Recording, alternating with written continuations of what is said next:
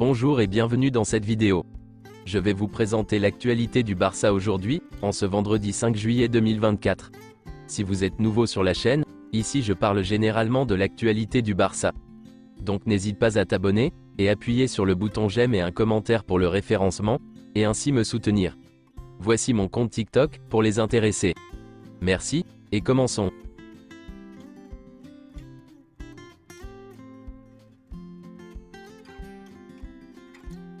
Voici quelques déclarations de Gundogan.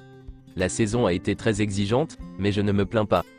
Dans le football de haut niveau, on apprend à prendre soin de soi, à connaître ses limites et surtout à avoir une mentalité forte dans les bons comme dans les mauvais moments. Lamine Yamal est un joueur fantastique à 16 ans, il pourrait avoir 20 ou 21 ans et rester le même. Il est probablement l'un des jeunes joueurs les plus talentueux d'aujourd'hui. Lamine Yamal est un joueur très important pour l'Espagne et le Barça. C'est un joueur pour la prochaine décennie ou plus. Lamine est très en avance sur son âge. Ce qu'il a montré la saison dernière est inégalé. Quand je regarde où j'étais à 16 ans, cela montre que la nouvelle génération prend beaucoup de responsabilités très tôt. Nico Williams? Il a aussi beaucoup de talent et une approche audacieuse du jeu que je retrouve chez Lamine. Nico Williams et le Barça? Je ne connais pas les rumeurs, mais ce que j'ai vu de lui, non seulement à l'Euro, mais aussi en championnat, c'est que c'est un joueur avec un énorme talent et beaucoup de qualité pour jouer au plus haut niveau. S'il continue comme ça, il peut aller très haut. Nous allons tout faire pour qu'aujourd'hui ne soit pas le dernier match de Toni Kroos. Et voici quelques déclarations de Manuel Neuer sur Lamine Yamal. Lamine Yamal? C'est spécial qu'il soit déjà si bon à 16 ans. Il n'y a plus de limite d'âge de nos jours. Nous le savons grâce à Jamal Musiala. Lorsqu'il est venu de l'équipe de jeunes du Bayern pour rejoindre notre équipe première, il était avant tout un footballeur. Mais bien sûr, on s'intéresse aussi à la personne, et on demande si elle a déjà un permis de conduire, si ses parents la conduisent encore, ou si elle utilise les transports en commun. C'est une différence pour les joueurs plus âgés. Mais pour moi, il s'agit avant tout des capacités de chacun.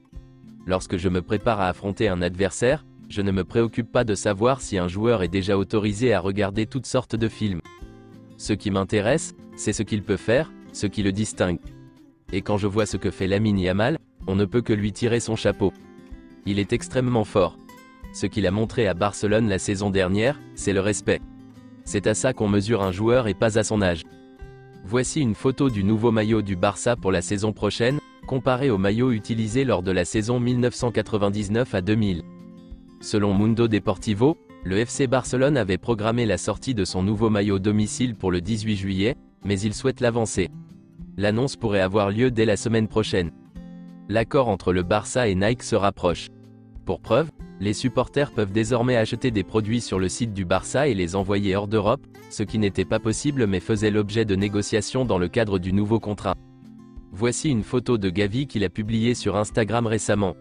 Il se prépare bien pour son retour de blessure avec le Barça. Frenkie de Jong risque de manquer la pré-saison. Ses problèmes de cheville sont difficiles à détecter, à traiter et à empêcher de devenir chroniques. Il continue de ressentir une gêne. Hansi Flick veut voir vivre les joueurs les plus prometteurs du Barça athlétique, et certains d'entre eux commenceront la pré-saison avec l'équipe première. L'un d'entre eux est Marc Bernal.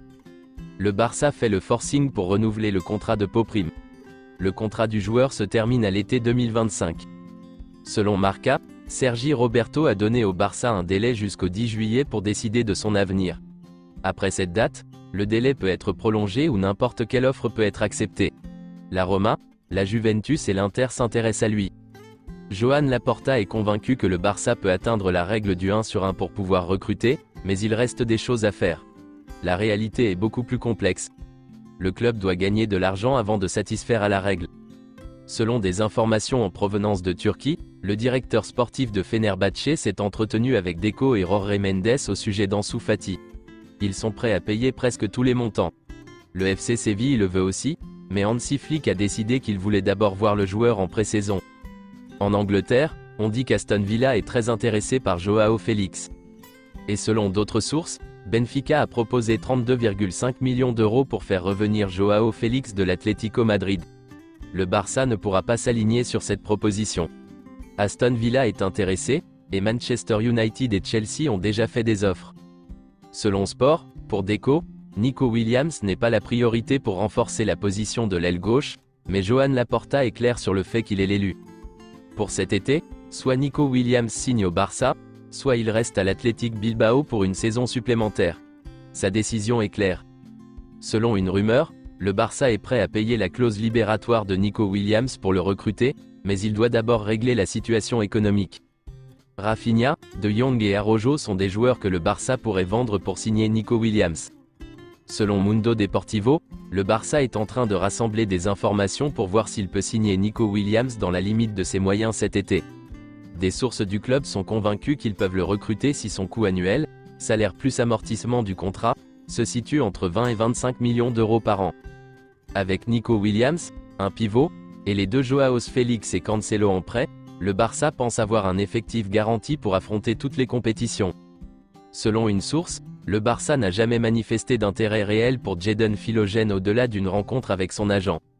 La priorité du joueur est le Barça, mais le club ne bouge pas et ses agents supposent déjà que le Barça fait tout pour Nico Williams. C'est tout pour aujourd'hui, et merci d'avoir suivi la vidéo.